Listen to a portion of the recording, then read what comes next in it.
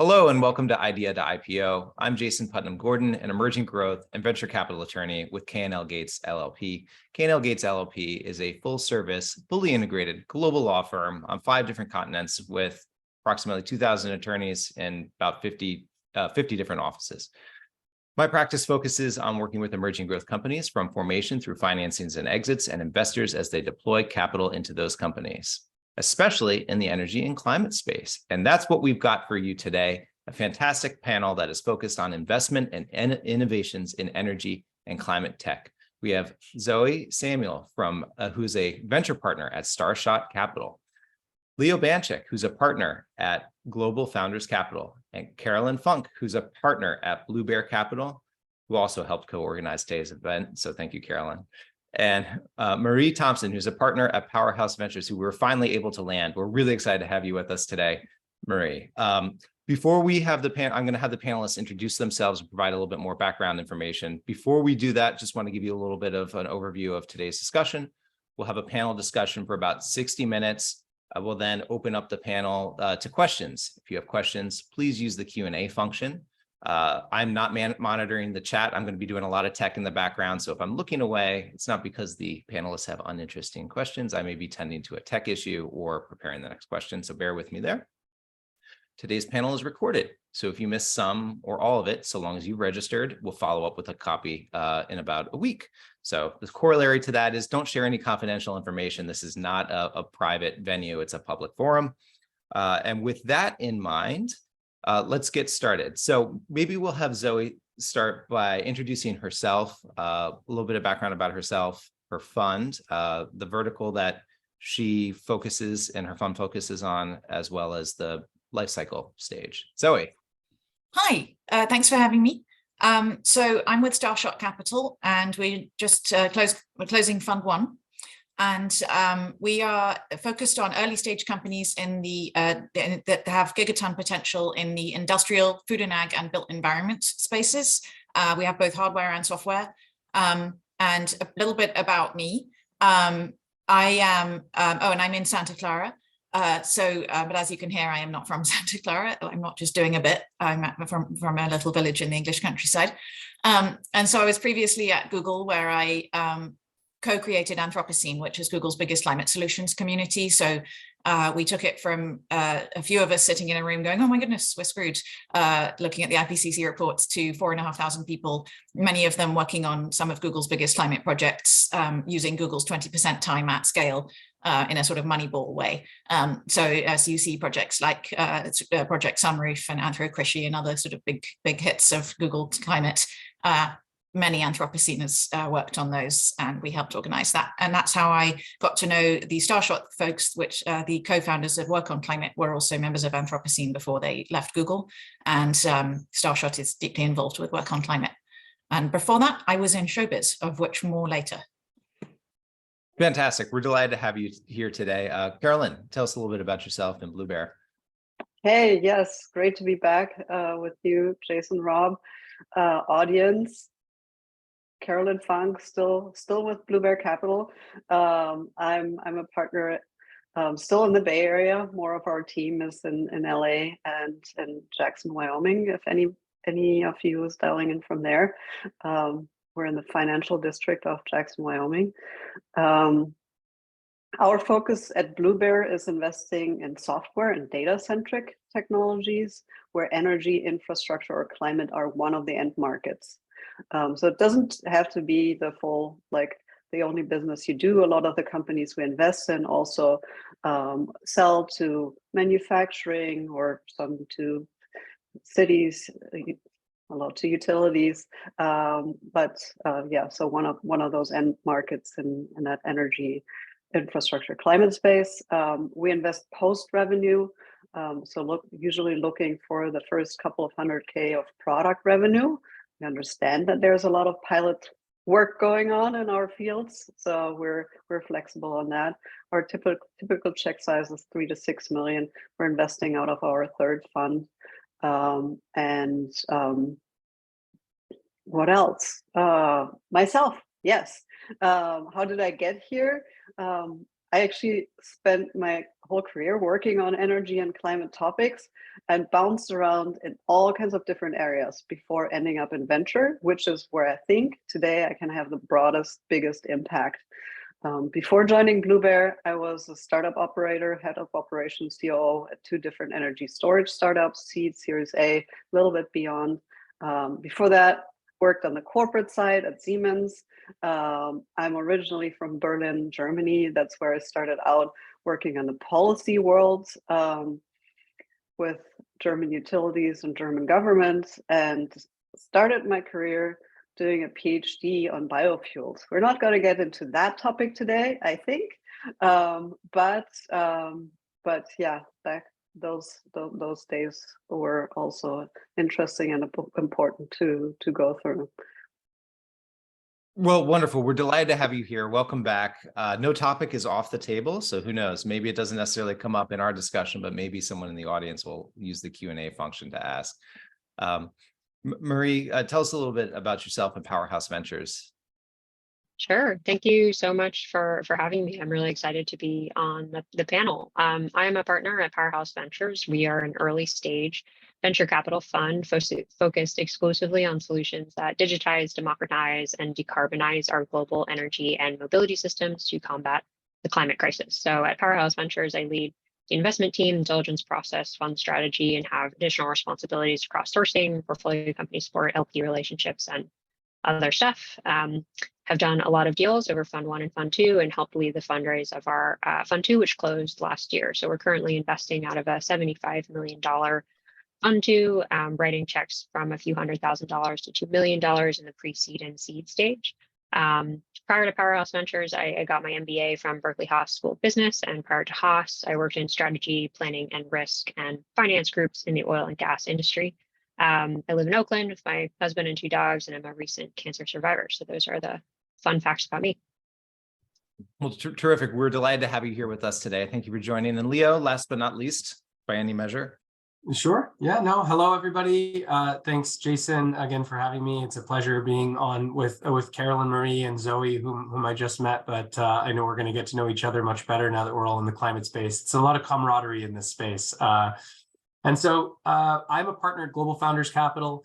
Been here for 2 years. We are a generalist fund. We're investing out of $1 billion Fund 2, but we also invest a bit. It's a bit of a family office.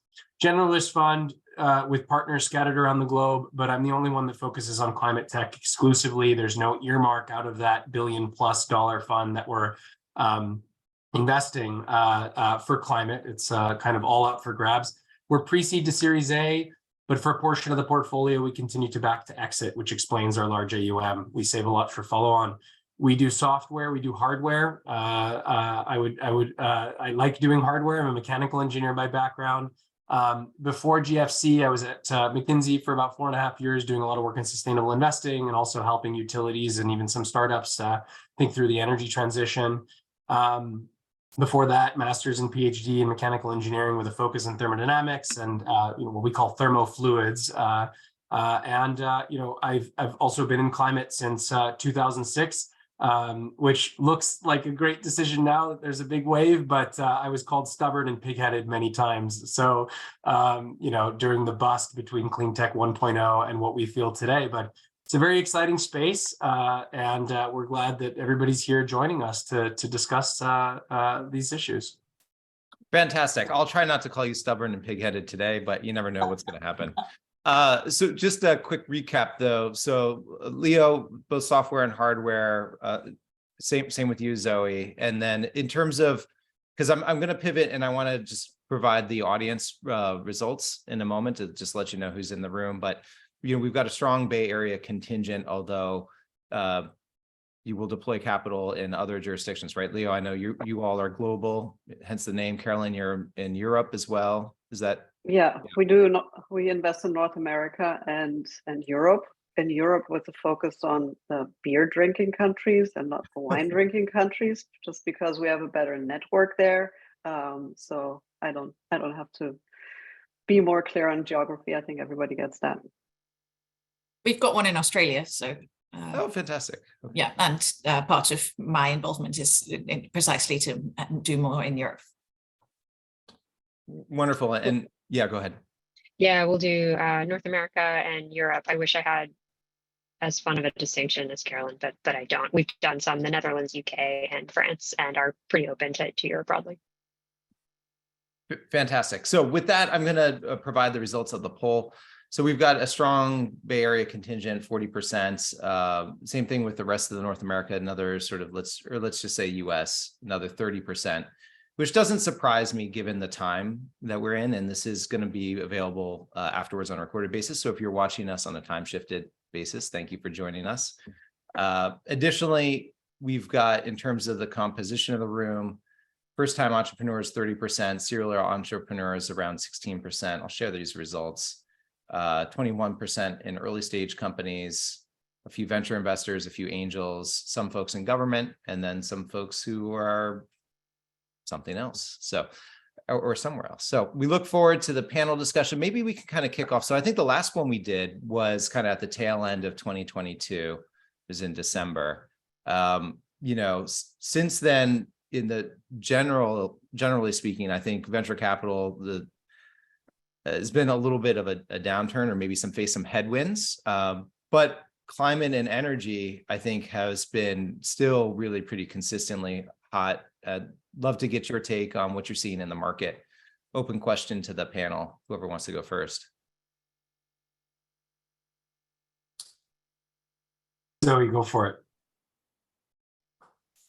Sorry, me?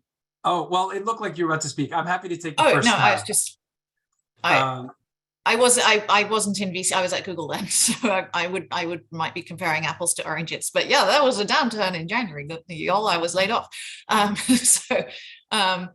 It does seem that climate and AI are somewhat insulated from it. I think with climate, the sense of urgency, and also I think there seems to be a generational cohort effect where I'm seeing a lot of people who are starting to think about their legacy. And they're starting to realize that what is all this money for that they've made? And climate is a very nice way for somebody who's made a lot of money in a way that they're not necessarily 100% proud of to buy off their guilt by leaving something wonderful. And so those folks, in my experience, are still investing. So I can't speak to what was going on previously with the sort of big institutional investors, but certainly from a personal level, there seems like as in the kind of person who's just an LP or an angel investor, there's a lot of money still around, and as climate is, forgive the pun, hot right now. Yeah, the funding, just to build on what Zoe said, the funding is certainly lower than 2022 numbers. I think Holon IQ had a really great chart on this that showed that 2023 expected venture into climate is going to be what it was in 2021. And there was a big spike in 2022, about 70 to 80 billion in 2022, dropping to maybe 30 billion in 23. But it's still a lot, and it's still a lot more than what we saw before. And, irrespective of market conditions, irrespective of what's going to happen with the debt ceiling, irrespective of SVB and, some of the bank issues we've been seeing in the US or the war in Ukraine, talented founders that are purpose-driven are coming into climate, and they are seeing antiquated industries that can be revolutionized either through full stack or through digitization. We're talking about the grid, industries, transportation, the chance to basically remake our entire economy, but in a green way, a new green industrial revolution. And so regardless of what happens in the markets and in macroeconomic and geopolitical conditions, people are still waking up and wanting to build their dreams. And, we still try to fund those. We also don't have time. Like, people are aware that we do not have time to wait out a recession cycle. Like, this has to happen now. If Clean Tech 2.0 doesn't succeed, we're in real trouble. And unless Santa Claus really comes through this Christmas, this opportunity is still going to exist next year. So the climate crisis will still be happening. So I think it will go up. Yeah, and I think one thing that we're seeing in the space, also with a lot of our portfolio companies being out there, a lot of co-investors we're talking to, is that there is this difference, as Leo and Zoe explained, between the general venture trend and the climate and energy venture trend, where if you're on a board with more generalist investors, I feel like there's a lot more discussion around tighten the belt. Let's not go to that many events. Let's figure out how to save money. And while we're all driving towards leaner and more effective organizations, I think that from our portfolio we see that events are going very well. There's a lot of customers trying to find new solutions to unlock, debottleneck the energy transition in whatever sense you want to see. And so I think there's a little bit of like a double-edged sword in terms of the advice that folks are getting from their investors today. Definitely from the end of 2022, I think we've seen a change. The market started to get maybe a little wobbly this time last year, and our companies in our portfolio through the end of 2022, like no problems raising, lots of up rounds, competitive term sheets, lots of interest. I think 2023 has been definitely a shift as the market has caught up to climate in some ways. And to Carolin's point too, founders going, you told me to grow at all costs, and like overnight it's like, nope, you need to be focused on profitability and trying to adjust to really different expectations over a really short period of time. So I think we have felt it catch up. I think they're like, we do pre-seed and seed, so we're very early stage, and I think we were maybe the last to really feel it, but have noticed the shift, and I think have seen founders respond in kind of adjusting their expectations, hunkering down, getting a little leaner, bridging when they need to, those types of things. Even though, to Leo's point, there's still a lot of deal flow, a lot of companies, a lot of talent like circling and interested in the space. One thing I'll just add on to, and agree with every point here made. Zoe kind of alluded to it a bit. The LPs are also putting pressure on GPs to think about this. It could be the generational shift, but a lot of it's policy. In Europe, you have the I'm forgetting SDPR, I believe, but it's a requirement to disclose your carbon emissions, even if you're a financial institution. For a lot of LPs. That are investing in venture funds, there's an expectation that a little bit more should be done on the ESG side, which includes climate tech. So there's pressure. So, right. So just to uncap maybe some of those acronyms, the LPs are the limited partners who invest in the funds, and the GPs are the folks who manage the funds.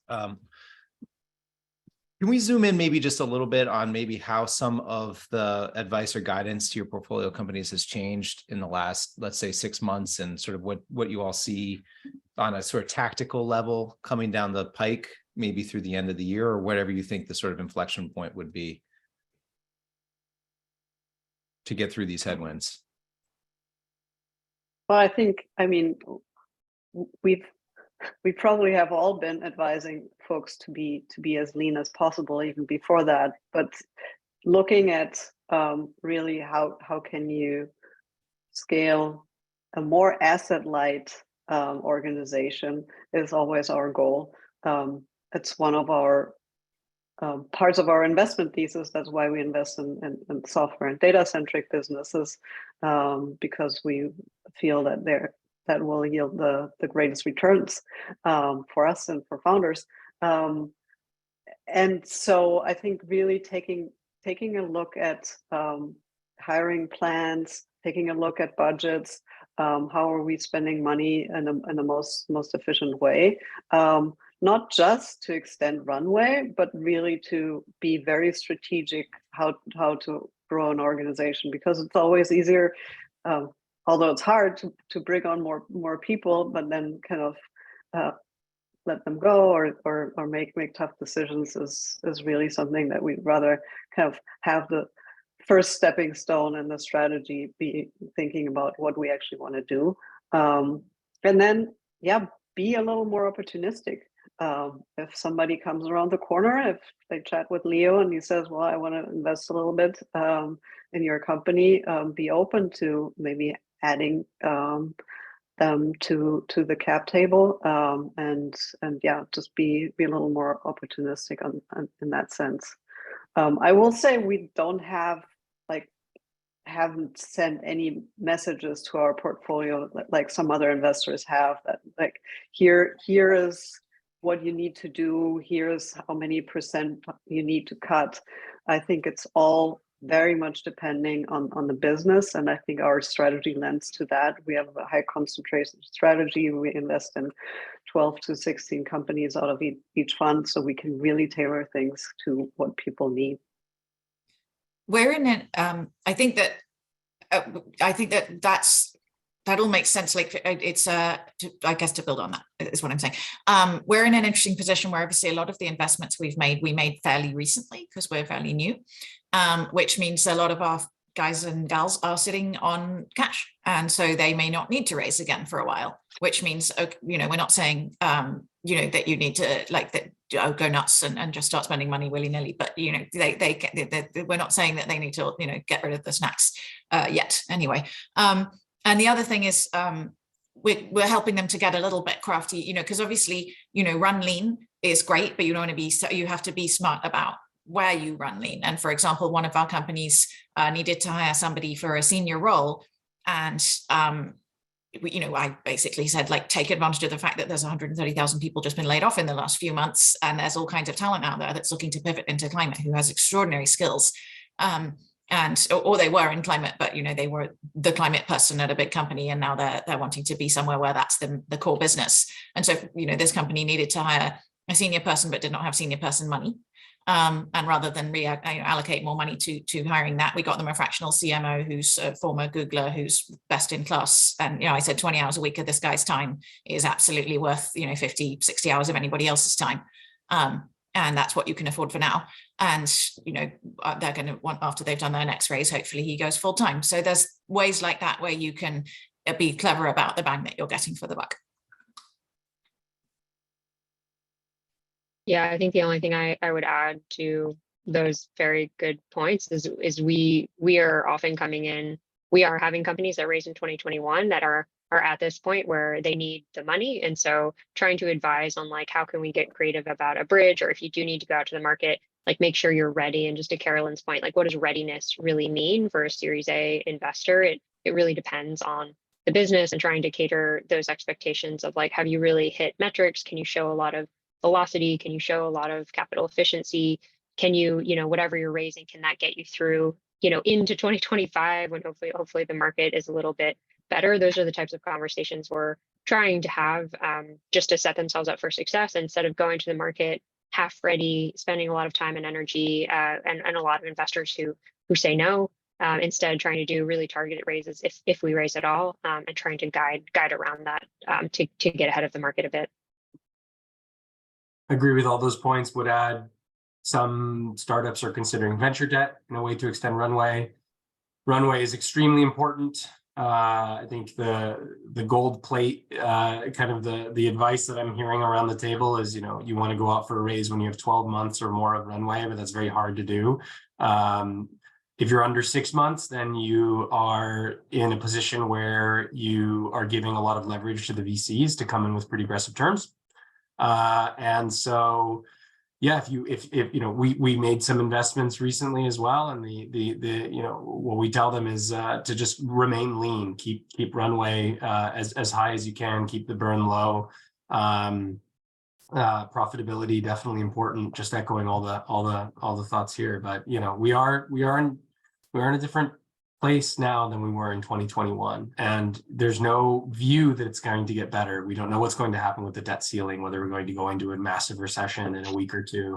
God forbid, I hope it doesn't happen, but it's a winter, and we need to be prepared for it. All that said, though, this too shall pass. Like it's it always looks like nothing's ever as good or as bad as it looks, as they say. And don't panic is also a useful thing, especially when you're dealing with a first-time founder who's like, oh no, my dream is happening and now the world is collapsing around me. And you just remind them that, like, those of us for whom this is not our first rodeo living through a recession, that it's not forever. It is a cycle. It's true. The advice I heard from a wise investor is that, a recession or a downturn is just a narrowing of the highway, and everybody goes into a tunnel. And if you just stay on the track, a lot of your competitors may fall behind. So just if it's survival plus profitability plus measured growth, not growth at all costs, and you survive through, you can emerge even stronger than if it had been an open field full of competitors and flush money. But what I am getting from the panel, it sounds, is that, I mean, really, even within the climate and energy space, and this is no surprise to me, but FOMO is out, and having a company that is focused and can deliver fundamentals is in, and it's going to be in for quite some time, for the foreseeable future, I think. And there is still definitely FOMO for these companies. So, I mean, we see very competitive deals happening with companies that are showing the right metrics. So Right. it's not like we're all just sitting here on panels and not doing deals. I think we're all really, really busy. Well, so I think we've talked about some dark spots and some clouds and some headwinds. Where are sort of the bright spots, especially in the technology that you're seeing? I'd love to chat maybe about, and we were talking about this ahead of today's panel discussion, but home electrification, I think, touches maybe on everybody's within their spheres, and would love to see what you're seeing in the market in terms of technologies and things that excite you. Marie, Yeah, I'm happy. I'm happy to kick this off.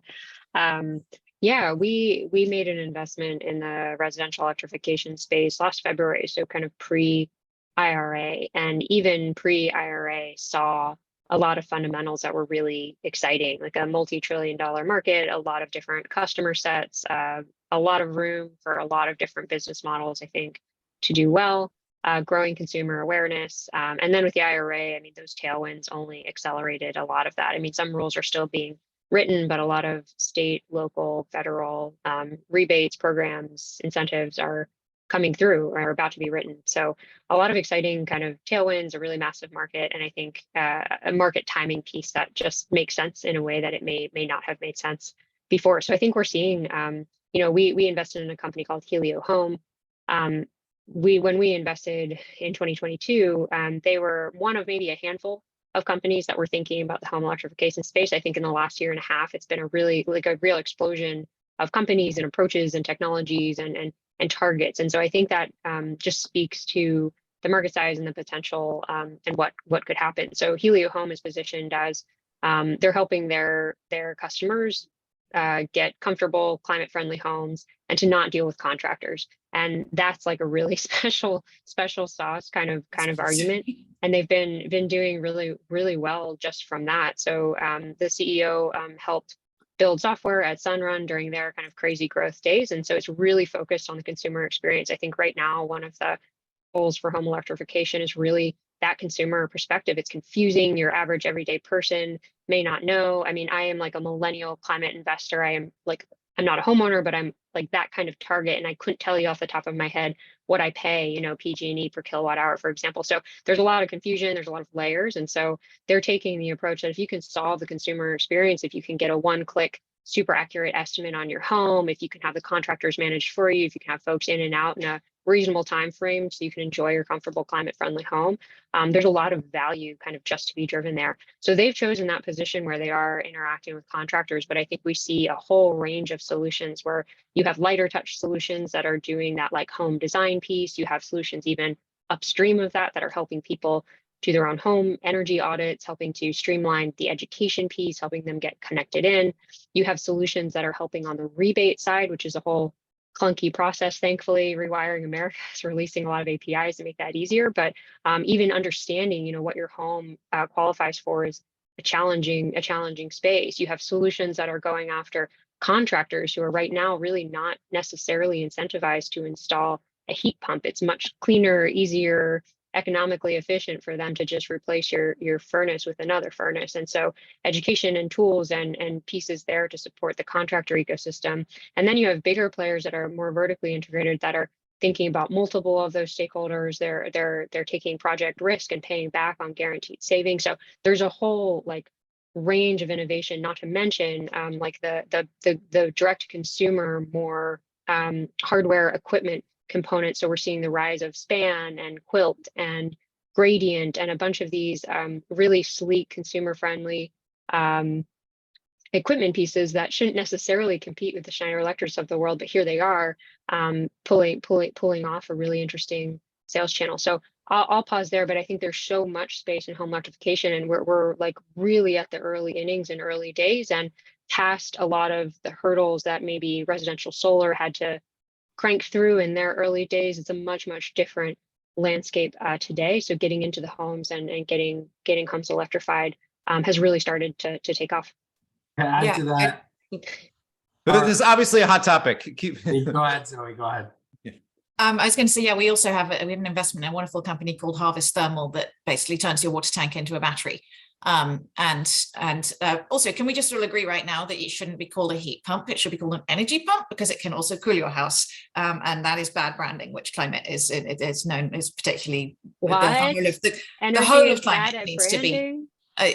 Branding is terrible across the whole of climate. I think there's been a huge sea change, courtesy of Vladimir Putin in Europe, where my family is from Ukraine originally, so you'll forgive me if I might say some impolitic remarks about that bastard, but at least it has made home electrification cool and patriotic. And people have realized that national security is at stake, because when someone who might invade your country and roll over it with a bunch of tanks controls your ability to keep your grandma warm in the winter, your personal freedom is very seriously at stake. And so I think climate has this terrible branding problem, and to be suddenly associated with being patriotic and having better national security, like, wow, these are very compelling things. And the other thing is, people are realizing it saves you money over an amount of timeline that you can, over timeline you can get your mind around. So it's not like, 7 years from now, it's like, will I be in the same house in 7 years? The other thing, I think Marie spoke very well about, just getting the friction out of the process, like solutions for multi-family buildings and places, in kinds of college towns where people move in and out all the time. Like, how do you solve that? And the fact that you can now get, like, if you want a harvest pod for your house, there's like numerous stacked incentives that you can get. It's all sort of adding up to take the friction out of that process. But things like Helio, where they're helping to just make it, the fact that, like, we're supposedly all experts on this and we couldn't immediately tell you, yes, that house needs that, is absurd. And so, making that a little bit easier and more knowable. But I think the problem home electrification suffers from is that if I get a Tesla, everybody can see I have a Tesla and now I'm cool, and then all my friends get it, in the same way that solar panels are socially contagious. Once you put them on one house in a neighborhood, everybody gets them. We can't see my heat pump. But I would encourage everybody who has a heat pump to have your friends over and show it off, so that they can all be jealous. But I think they're basically, everybody wants one now. It's just a matter of how quickly can we retrofit how many houses. And, in another few years, this is a generational shift. Like, there won't be, it's happening. We're on the steep bit of the hockey stick. I think they're called heat pumps because there are people with PhDs in thermodynamics who came up with the name of that. So I don't know, Leo, if you have anything to add. The problem with climate is, scientists who can't communicate and hippies who maybe shouldn't. You put in work and you get the heat flows, QC, QH. But anyways, people, you think heat and it can't cool, which is a misnomer. You're spot on. You're spot on. Just to add a couple more things, all great points being added. There are really interesting trends associated with natural gas bans that are happening, like Local Law 97 in New York. And so that's accelerating both heat pump adoption and penetration, but also leading to some interesting things around induction cook stoves, which now there's more research coming out that it can give us cancer. I think about this with my kids running around the gas stove. I really wanted a gas stove when it was sort of a checklist, and now I'm seriously considering an induction cook stove. There are a couple of startups that do this. I think GE might also have one. But it's also leading to some interesting things around where you wouldn't think it, but carbon removal for commercial buildings in New York. There's a company called Fallow Labs. There's another one called Carbon Quest. And they're doing, I won't get into the details, but they're doing something called calcium looping, where because the heat pumps are not yet available, maybe at this size, or like a building owner isn't yet ready to switch out a heat pump or a boiler that they might have just installed, they have, they take a portion of the exhaust and run it through a little carbon capture device. And the only reason why it's economical is because these taxes that are imposed on these commercial building owners, like in Local Law 97, are so egregious that you're willing to pay for this basically distributed decentralized, a carbon capture unit.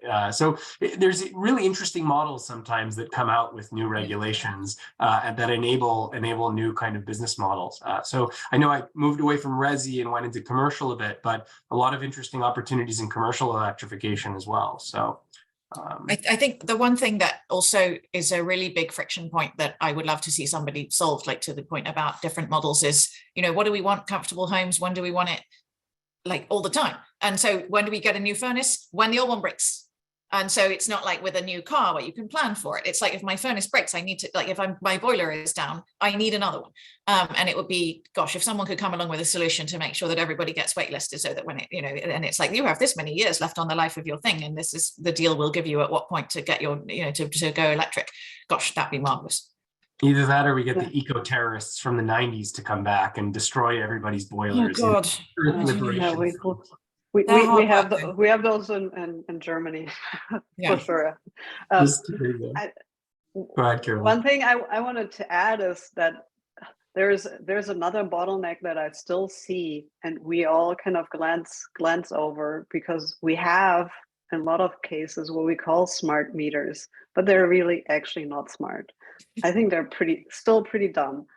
For you as a homeowner to actually know what you're consuming at what point of day, how much you're paying for your utilities, all your utilities, also electricity, not just electricity, but also gas and water in real time, and how that can affect your monthly bill, but also how you can save on that, and how that's changing over the seasons, not just because climate change changes seasons, but also if you decide to install a water heater that's electric, replacing your gas, like helping folks understand more of that data is still needed. And I want to give out a shout out also to one of our portfolio companies called Copper Labs, who can turn any meter into a smart meter, including electricity, gas, and water. And even if you have a small smart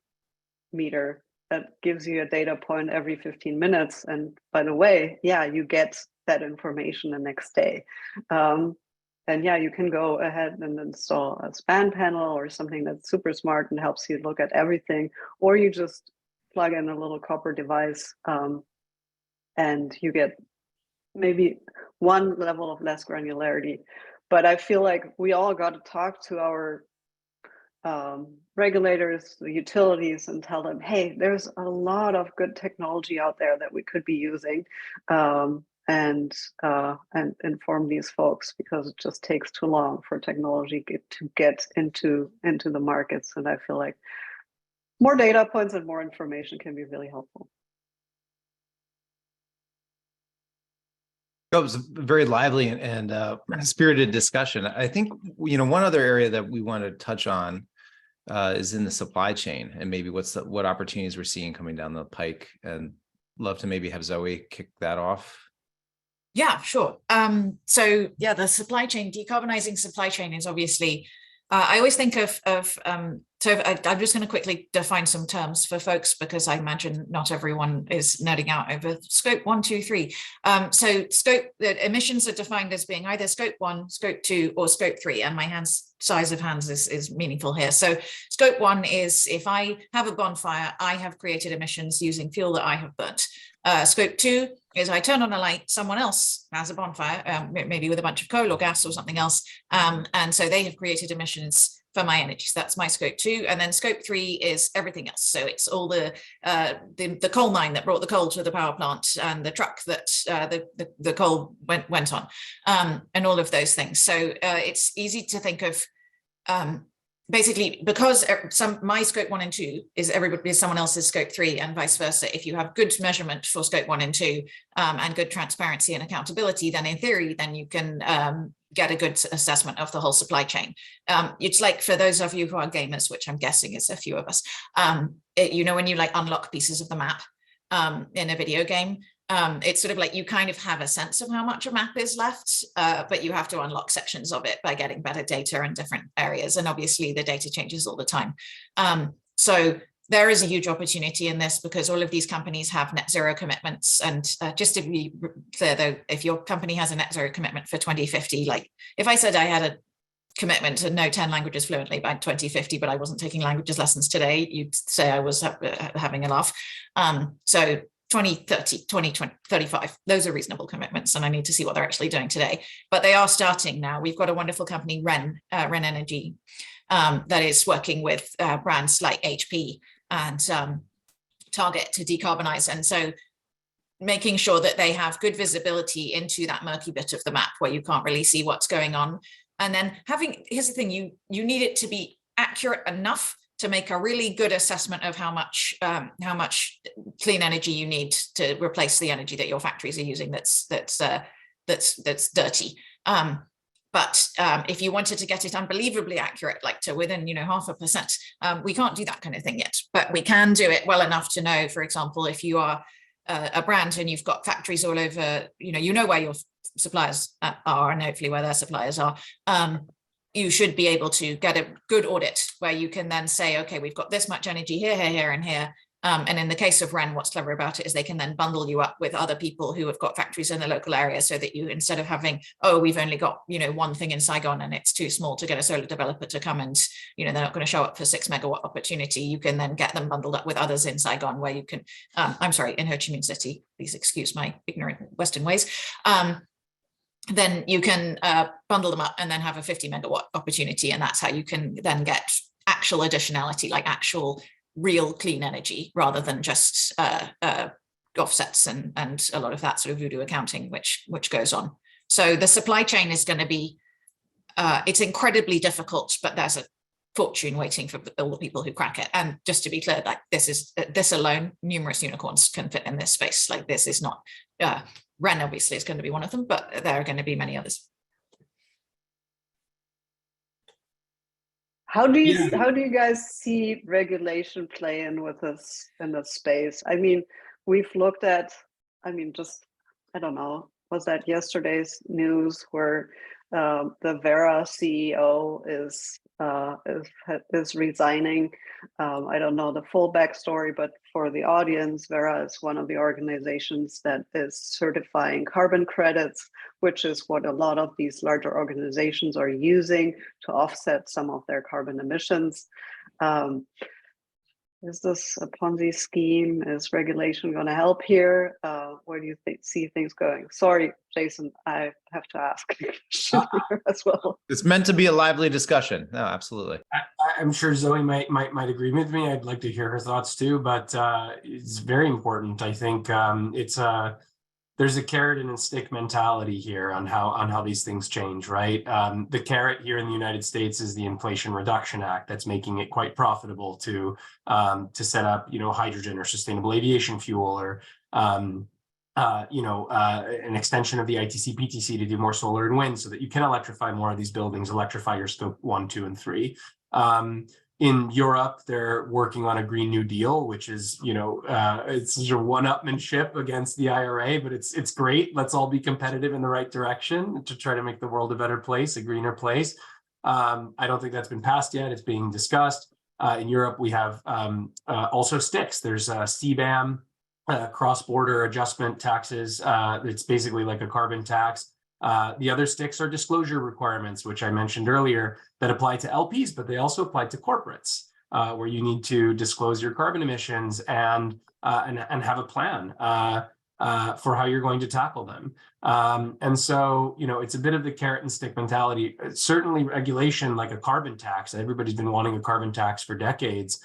Maybe difficult to implement, very difficult politically to pull through, but a stick like that would really accelerate the industry. And what happens is the pressure comes all the way from the boardroom. If you're a Nestle, not to pick on Nestle, but Unilever or a Nestle, you've got a lot of manufacturing. You can pick on Nestle. What are they going to do? Cry themselves another $1 billion?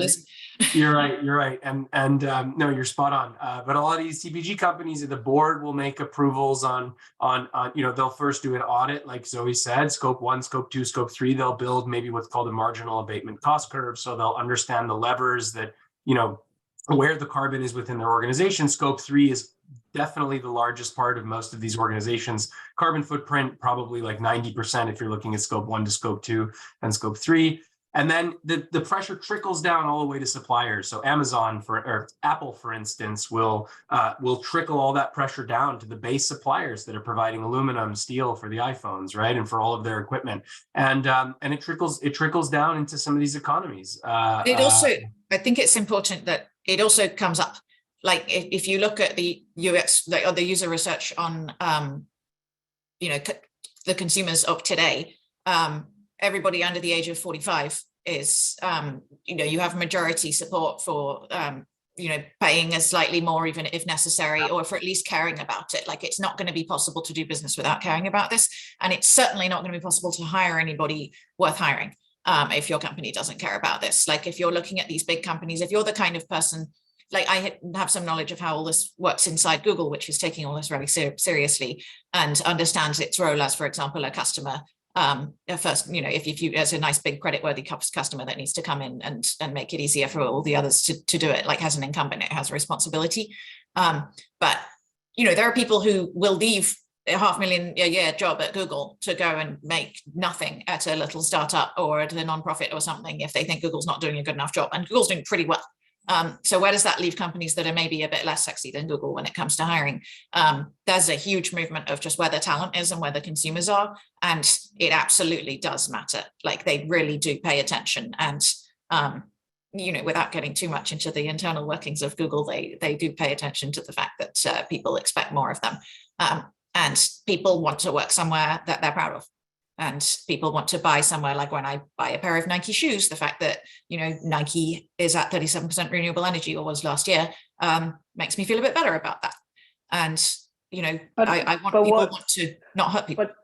But what if people stop believing that, the clean kind of carbon neutrality benchmark that folks are putting out, that's the actual true number? Yeah. Did they ever start believing? That's my, did every, I don't know how much people have very good knowledge. I think people are fairly sensitive to greenwashing, certainly. And I think, people, I think, are starting to understand that offsets can be nonsense. Like, an offset is essentially saying, I will pay you some money so that I can make a mess over here, and you will then agree to not make a mess over there at some point, which is a silly system. I think that people do understand that that is probably not ideal. And so, I put it this way, I don't think we can disappoint them that much, because I don't know that their expectations were that high in the first place. I have a different take on the offsets. I came in being not a fan, but I do think if I may take a controversial counter argument here, it's like, we need this system to fund. Maybe we take these things. Maybe we take the discussion in this direction, but just briefly, like, for the audience as well. And I think the panelists would agree with me.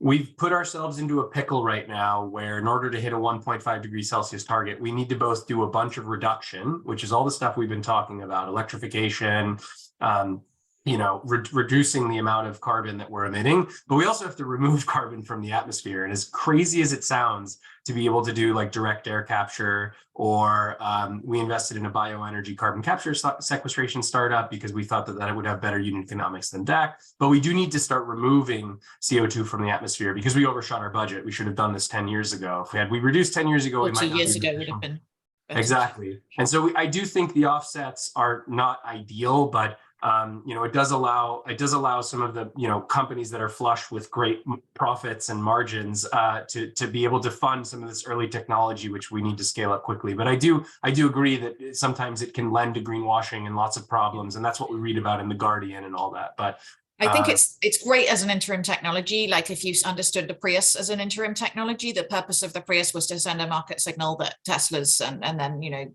Chevy Bolts could make a load of money. It was not a good solution on its own. And yeah, absolutely, both hands. Like, we need to throw the kitchen sink at this. We don't have time to be precious about how we do it. But we do need, I think, to Carolin's point, like, it has to be the systems for sort of real accountability and for making sure we're keeping people honest. It's just they're not as mature as they should be, and they are becoming. And some, you know, just like how people were like, oh, solar panels are never going to work because of Solyndra. Like, you shouldn't write off the whole thing because there's a company or, you know, even an incumbent that is full of nonsense. You know, this is getting better all the time. And like, let's be real, we all get a billion emails a week saying, I've got an amazing way to do offsets and count carbon. So people are working on it. Well, since we are running out of time, or maybe are living a little bit on borrowed time, how's the best way for those viewers who are not involved to get involved? What are some resources that are out there that you're seeing that are sort of helpful to connect folks who are not already involved, but who want to become involved into the space? As someone who possibly had the least technical background in this room, I would say to anyone who's thinking of, look, if you're here today, you've obviously already understood that climate is a serious business. And there are a lot of people in this space who are all green and no biz, but are in green biz. And oh my God, they need the biz people to help them. So if you are a PGM, or you are a SWE, or you are whatever your skill set is that you're sitting there with, you know, in this room today, you do not need to be like, it helps if you know everything that Leo knows about how all of the actual technology works, but knowing how to run a business or get a product to market, all of those things, those are fully fungible skills that you can walk in with today and make a real impact. So just start. Like, seriously, you're doing the right thing because you're here today. If you feel like your knowledge of climate is not strong enough, Project Drawdown is your friend and has a lovely, you know, it will give you a good mental pie chart of it. And then Terra Do Learning for Action is a great course to start with. That's terra.do. And, you know, there are some resources to like get you up to sort of 101 level, but you would be shocked how little actual climate knowledge you need to start. Just adding on that, Project Drawdown, Terra Do, great resources. Climatebase.org, really great place to find job opportunities across a swath of startups. Climate Draft is another similar one. Climate Tech VC is a really great newsletter run by Kim Zhu and Sophie Putnam and a few other folks, and they do a great job covering a lot in climate. Usually if you have questions about some part of climate, steel, enhanced rock weatherization, ocean alkalinization, whatever, they've probably written something on it already, so you can get a little smarter about it. But yeah, lots of places for talented folks to come in. The scientists need biz dev folks, the biz dev folks need programmers, the programmers need marketing folks. Like, everybody can come in this fight. And, you know, as much, I think it's Bloomberg New Energy Finance, BNEF, that says, you know, we need $4 trillion annually going in to climate in order to hit these targets by 2050. I think there's only $1 trillion going in. So like, even if it feels like there's so much enthusiasm, we need even more enthusiasm and folks coming in capital. And so, yeah, it's an exciting space.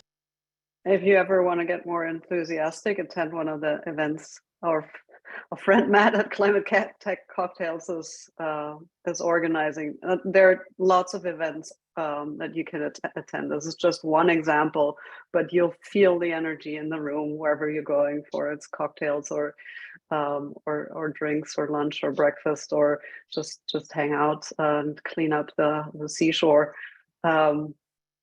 And I think one thing I usually like to add also in this conversation is, like, if you're trying to build a company, raising money from folks like us is not your only path. There are great incubator and accelerator programs that you should look into.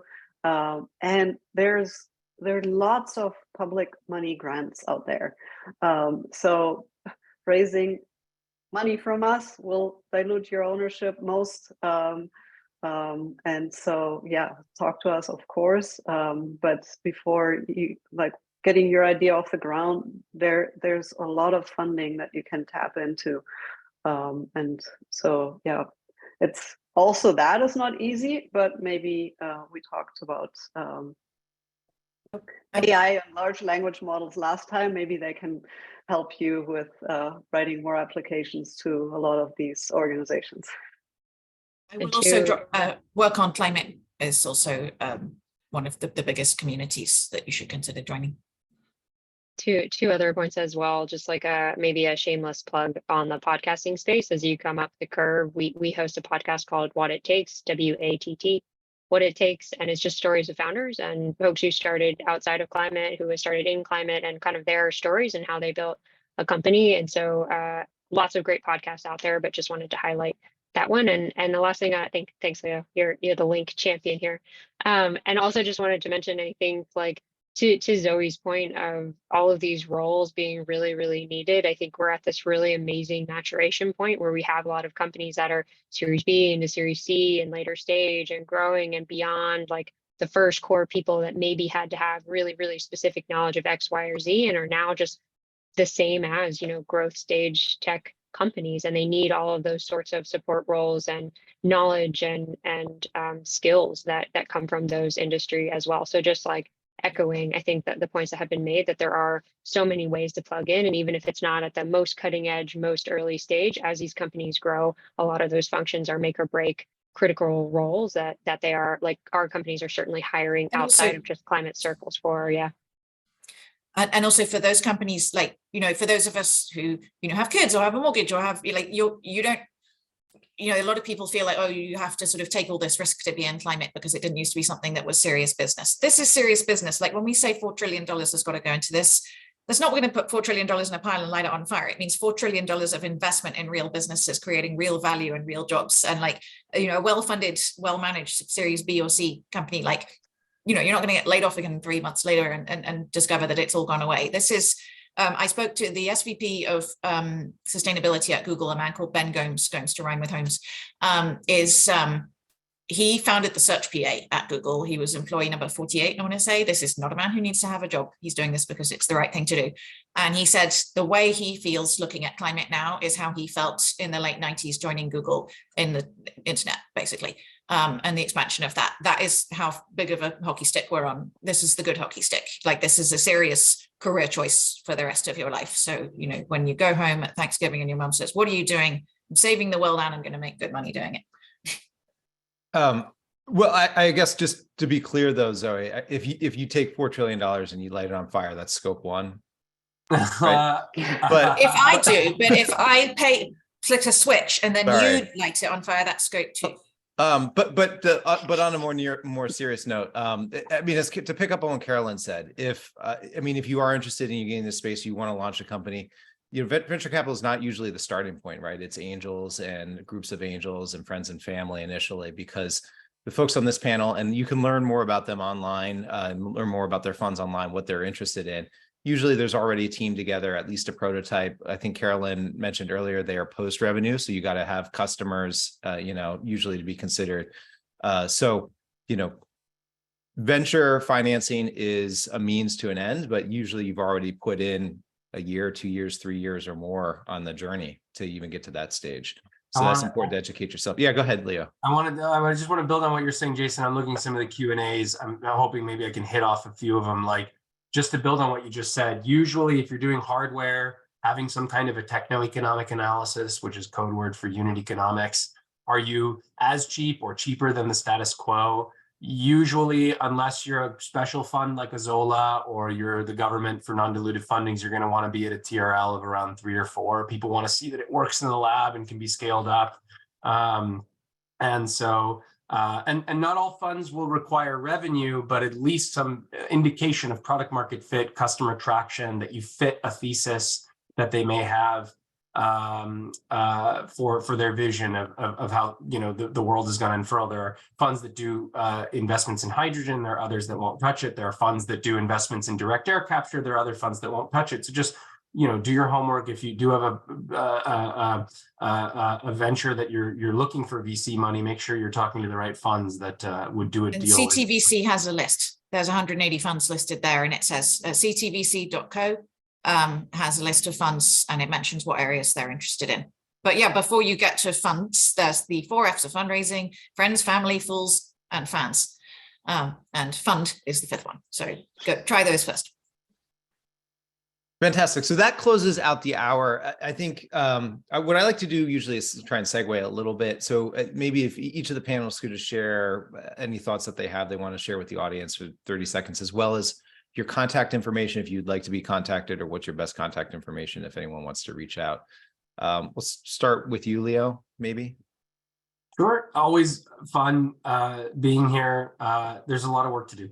And, hopefully the tailwinds keep going in the right direction, and people don't get too distracted by Web3 or AI, although there are Web3 and AI opportunities in climate. But no, there's a lot of work that needs to be done. It's not all venture too. There's sometimes, infrastructure as well. Let's put more solar, more wind in the ground. There are a bunch of developers that are doing that work. No venture capital required, just a lot of project finance and infrastructure money, right? Not all of that $3 trillion gap needs to come from venture, but it's the fight of our lives, and you can be at the center of your ikigai if you join the fight. Fantastic. Carolyn? Oh, Yeah, just wanted to add to Leo's list that I've seen this in the cybersecurity space, that people kind of almost take it personal that they pay a couple of years back and working in the government or government agencies or such. We need folks there too. So if you want a stable job with a good pension, join the Public Utilities Commission or do something like that. We need folks there too. Always great to be here. I shared my my LinkedIn contact. Looking forward to connecting with all of you there. Zoe? I noticed Rob is saying, can we state our info verbally? So yeah, you can find me on LinkedIn as well. So, and I also put it in the chat. Yeah, I would say just start. Like if you are not ready to leave whatever job you currently have, you can take a course, you can go and find, you can do something on a part-time basis. There are a lot of startups that can't afford you full-time that would love to have 8 or 10 hours of your time, I'm sure. And we do not have time.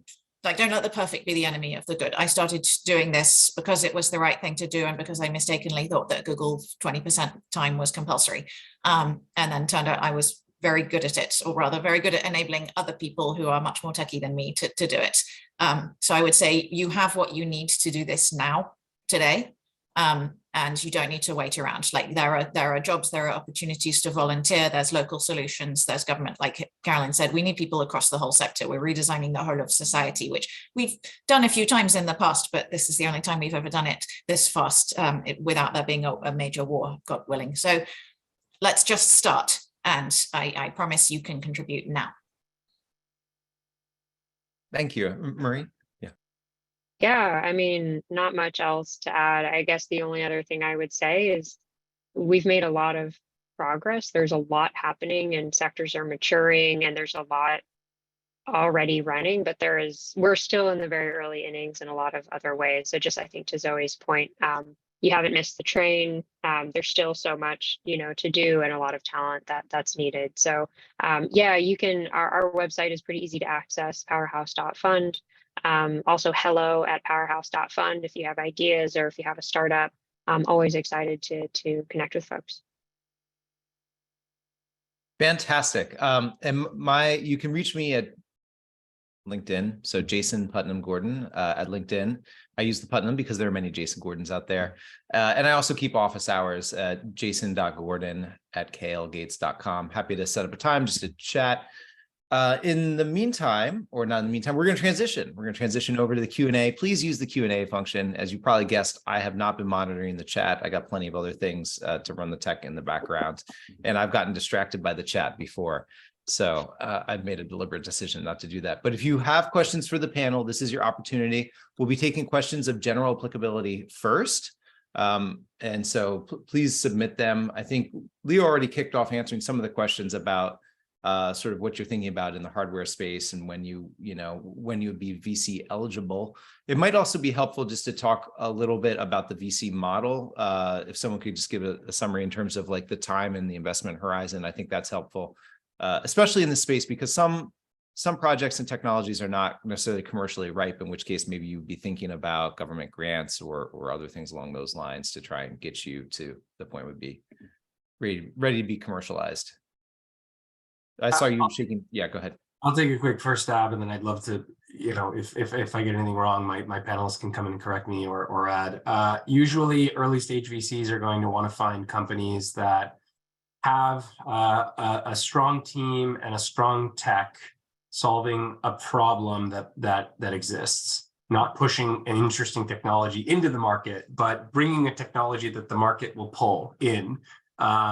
So what that means is having good unit economics relative to the status quo. If you're bringing a sustainable aviation fuel company or a technology to market, for instance, you want to make sure that your unit economics look pretty good so that in maybe 4 or 5 years, you can make synthetic aviation fuel at the same price or maybe slightly more expensive than existing kerosene, right? So the unit economics are key, even for software or hardware. Usually VCs are going to want to, early stage ones like us are going to want to come in early at a valuation, maybe sub, I'm thinking up to the Series A, right? Like maybe sub 30, 40, 50 million post. And we want to invest in unicorns. Most of us invest with a power law mentality. We're going to invest in 50 companies and maybe 2 of those are going to become unicorns, right? And take that ratio and scale it up or down. A unicorn being a company over $1 billion. If you invested at say 50 million and it became $1 billion company, the way that the kind of portfolios average out, maybe you have a 2 or 3x return that allows VCs to then raise the next fund. So that's the job that we have. What's the horizon by which we need that to happen? Somewhere between 7 to 12 years, depending on the LP docs, but we need to go from 50 million valuation at most. This Series A, it can be a lot lower for seed and pre-seed, but let's just say 50 to $1 billion plus within 7 to 12 years. Anybody else want to come in and add to that? Yeah, I would just, I think this is a great overview for kind of the general cookie cutter. I think you find folks like us at Blue Bear where we're saying, well, unicorns are great. We've been in the energy industry for all our careers and we have not seen a ton of unicorns in the space. That's very true. So we are usually underwriting to a 5 to 8 x multiple. So that's what and that is the multiple on your the multiple on the post money valuation that we invest in. And then we have other math that we use to actually calculate how to get there. And usually it's a multiple of your revenue involved. And that's actually one thing that is really interesting to look at in the current market as well, where we're seeing those multiples as the M&A, merger and acquisition activity is going down.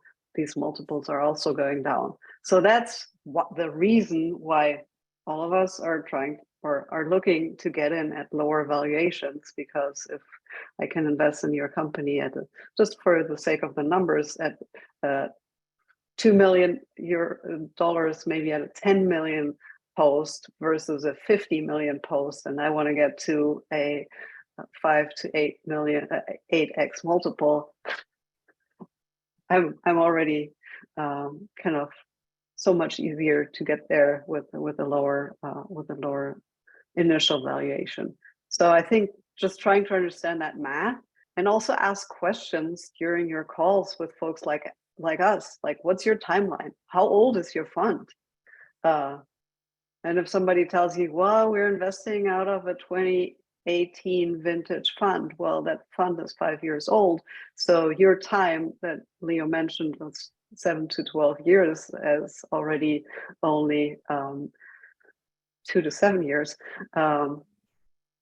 now. So yeah, ask questions and try to understand the model and look at folks like Jason who also have tremendous experience and can give you a lot of insights and actually see things across so many funds that they have kind of good benchmarks and data points. I would say also, I think Leo and Carolin have been pretty thorough on the money and the times piece of this. There's also the people part, which is that people don't back businesses, they back people. And so when you sign up to work with a VC like this, you're signing up to work with each other because you think this is someone I want to speak to on a regular basis for 7 to 12 years. And so you may notice that this panel maybe does not look like a panel might in other sectors of tech. There are 3 women on the panel today. It is a little bit easier in climate for a non-stereotypical founder to get in the room and to sort of overcome barriers of who looks like a founder and who is, assumed to have what it takes. But generally speaking, if the chemistry is there between you and, you want a VC who's going to go to the mat for you when your bank collapses, you want to know that they're going to figure out getting you a bridging loan, or they're going to give you one themselves, or they're going to figure out stuff for you when things are not going well.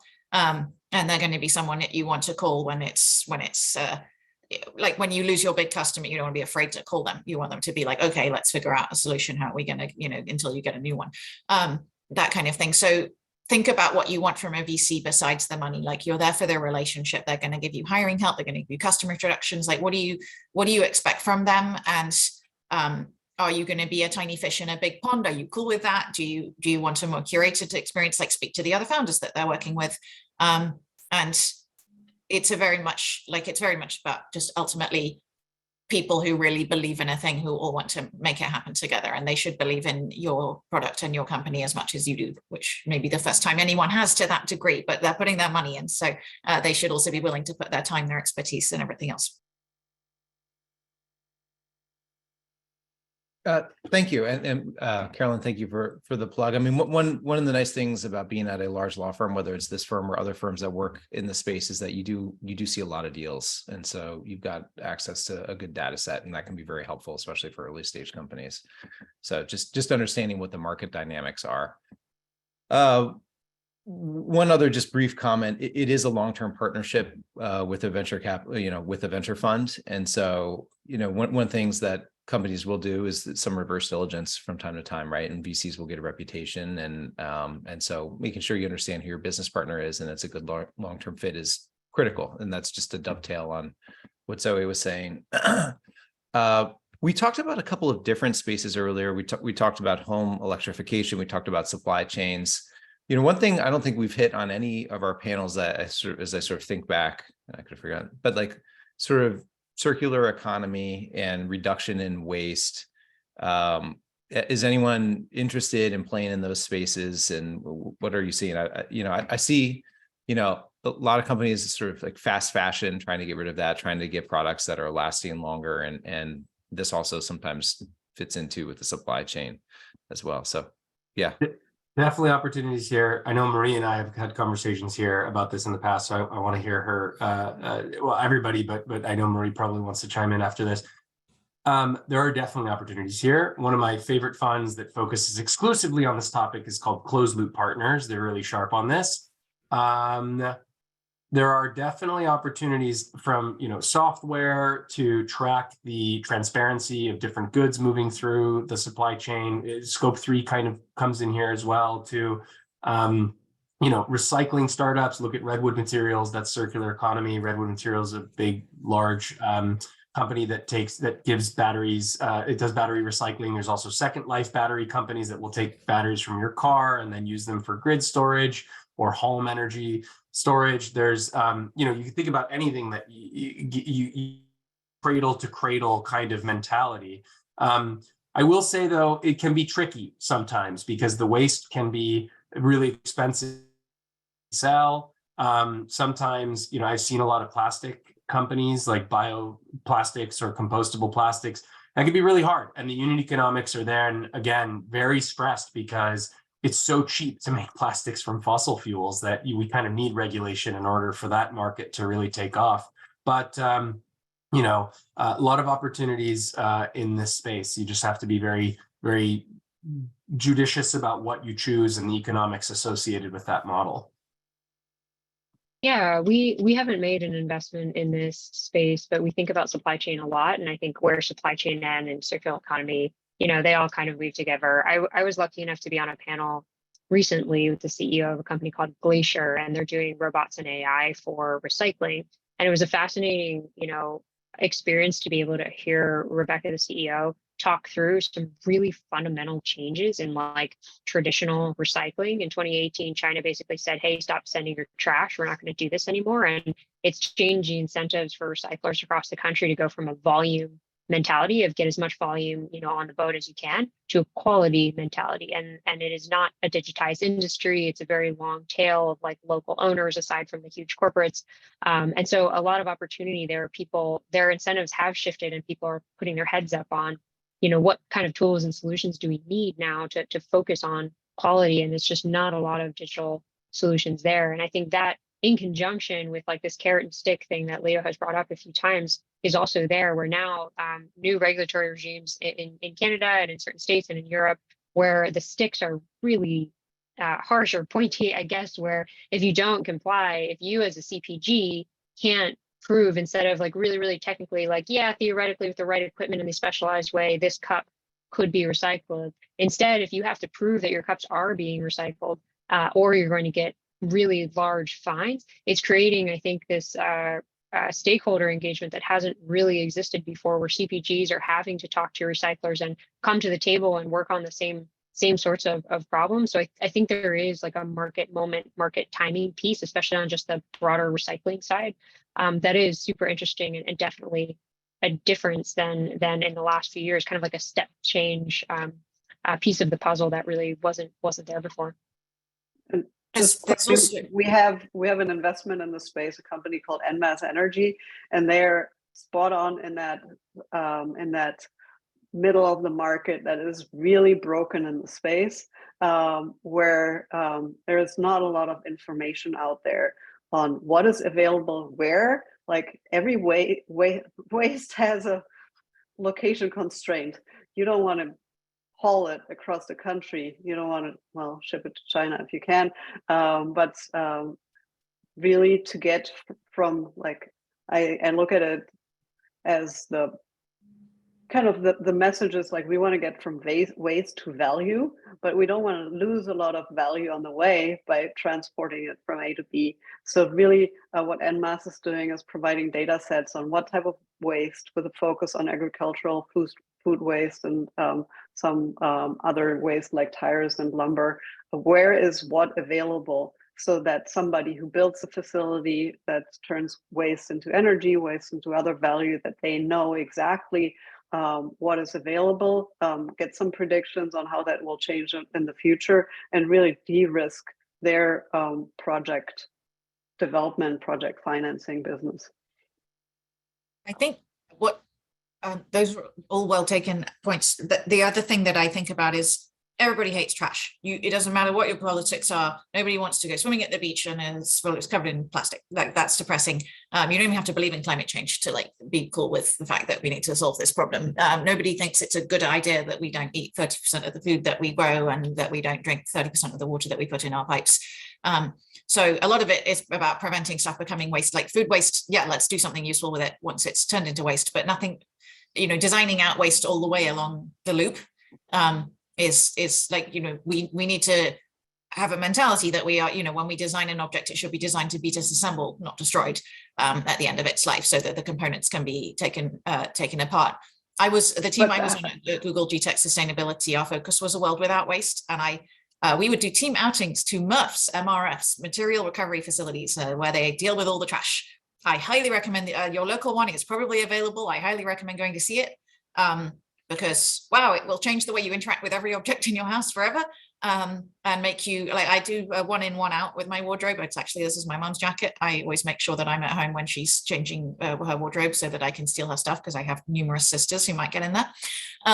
And like, I think that there's a mentality change that is happening, like this idea of having a new thing and ending is better than mending, the sort of Brave New World, is very specific to a time in history, like from sort of 1945 to 2000, that is, and also it's a specifically quite American cultural thing, the idea that new is better and that you should get rid of it, and instead of having, like, my favorite coat is my grandma's coat that she left me, and I think that mentality of endless growth is not actually intrinsic. It's never been the way that people actually operated. We couldn't afford to. I think it was just that coming off the war and everybody having terrible scarcity and being in fear of our lives, and then suddenly having all these new manufacturings in plastic and Pyrex and all these magical things that were coming along, it changed everything. But I think that may be regarded in history as a blip. and that we will come back to a more, like, people are really worried about PFAS and plastics and stuff that's in their food and that sort of thing. Like, they're really worried about the fact that this stuff causes cancer, it causes miscarriages, it causes all kinds of horrific outcomes. It's killing more Americans than opioids, probably. I can't prove that. Fossil fuels are, that we can prove. And so there's a huge cultural shift away from sort of this mentality, and I think that businesses are going to have to respond to that. It's not what Gen Z wants. It's certainly not what their children are going to want. So the opportunity is enormous, and like, you can't look at the Pacific garbage patch and think that this is an acceptable way of treating the gift that is this planet. Like, it's nobody, you can't not see it now. It's visible, it's on social media, it's everywhere, and nobody wants it. So yeah, I think that I would love to make some investments in circularity, but we need to stop calling it reduce, reuse, recycle, because that is not a sexy way to describe having stuff that's better and cleaner and more wholesome and more nutritious and less wasteful. But other than that, I think we're on our way. Marie, did you have any comments? Otherwise, I sort of a follow-up question that's sort of coming into my mind, because I've done some work in the space as well, and would be very interested in getting your perspective when you're evaluating a business model in particular, you know, the opportunity perhaps, like whether it's food waste or whether it's like in battery or energy space. I mean, one of the challenges here are, you know, sometimes, you know, taking food waste, for example, a food product or something that is grown and utilized, but maybe wants to be used again, either because the parts that weren't consumed would go to people or maybe to animal feed. You know, there's a certain amount of FDA regulation or, you know, Department of Agriculture regulation in terms of, you know, whether it's safe for human consumption or for animal consumption. You know, for early stage companies, which is what you're focused on, like, how deeply do you think through or assess the risk of the regulatory risk for that? And is this making sense, or should I be a little bit more concrete? I mean, I know a company that makes fats synthetically. So you don't need palm oil and you don't need cows to produce fats that could be used for butter or tallow. And regulation, it's related to circular economy. It's not quite taking food waste, but and regulation is top of mind for them. And VCs think about this incredibly. If there's a risk, what we call stroke of pen risk, that your business could be shut down from an external factor, it's something we absolutely consider. In fact, sometimes require a good bit of how can I put this, comfort that the regulations either will come or have been granted. So it's very important. Especially in a democracy, God willing, you know, may they all last a very long time, where you've got power changes in every few years again, hopefully. You know, if we're looking even just on those 7 to 12 years, that's 3 elections. So it's one of the main reasons that a friend of mine who builds large solar farms, the reason he doesn't do nuclear is because if he's got to think about the life of a 40-year investment, he's got to look at 10 elections. And at some point, some anti-nuclear guy is going to win the election and then just ruin everything. So yeah, we absolutely like staying ahead of the law. You know, the people writing the law are not necessarily as informed as they might be on these topics, and then maybe actively misinformed. So we have to be ahead of the law in all its infinite wisdom, because, you know, it doesn't always send you where you want to go.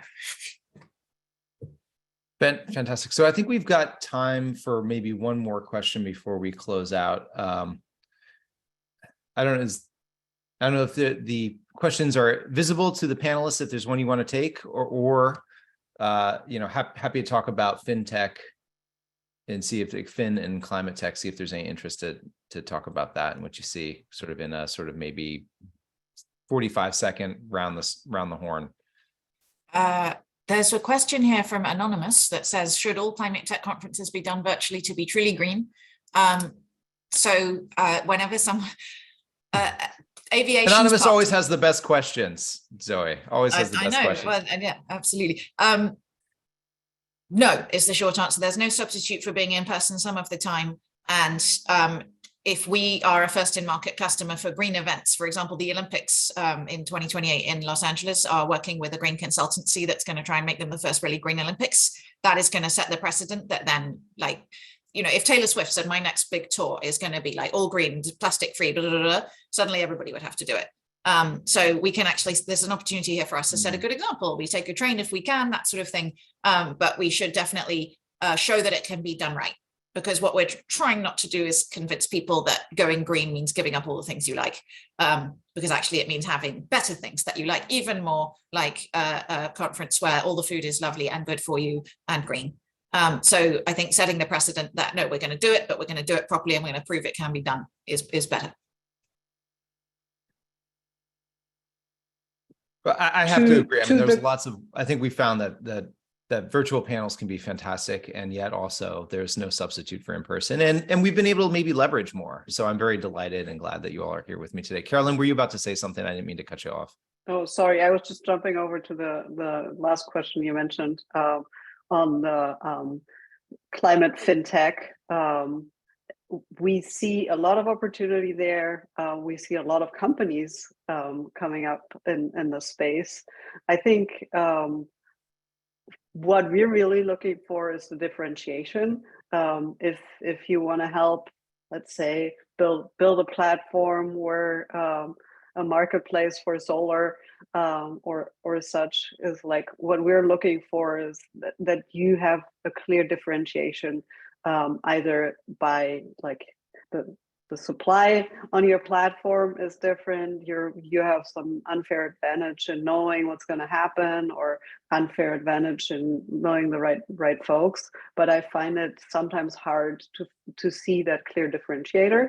The one area that I want to highlight that I'm personally not really interested in, maybe others are, is when startups are trying to uncover more startups for investors. Is there are a number of platforms out there already that do that kind of stuff and help kind of in the finance industry connect people with each other. I just personally don't think it's a great startup business. But if you are looking into more wind, solar, battery financing opportunities and connecting buyers with sellers and things like that, there's a lot going on, and I think it's very interesting. Just let us know how you differentiate. I'd be interested in seeing something in financial instruments to manage climate risk, because we are going to have to do at least some adaptation. And so how do you deal with the fact that everything south of Tampa in Florida is in danger of falling into the sea within 100 years? And some of it's definitely gonna, like $1 trillion of real estate is falling in the sea. How do you deal with the fact that if the average US house changes hands every 13 years, add a 30-year mortgage on top of that, you're now bang in the middle of when that's going to happen. So how do you manage the, and I would love to see someone who's got a really good solution for how financial instruments can help to incentivize retreat before, when it's managed retreat rather than chaos retreat. And so I'm very interested in like adaptation-based financial stuff. So if someone comes with one of those, cool. Well, wonderful. I think that closes out the discussion. It's been a fantastic panel. I want to thank Idea to IPO for organizing, my firm K&L Gates for helping to sponsor this event. I certainly want to thank each of our panelists, Zoe Samuel at Starshot Capital, Leo Banchik at Global Founders Capital, Carolin Funk at Blue Bear Capital, and Marie Thompson at Powerhouse Ventures. Feel free to connect with me on LinkedIn or send me an email if you're interested in office hours at jason.gordon@KNLGates. And other than that, thank you so much, panel. It's so much fun. It goes by so fast.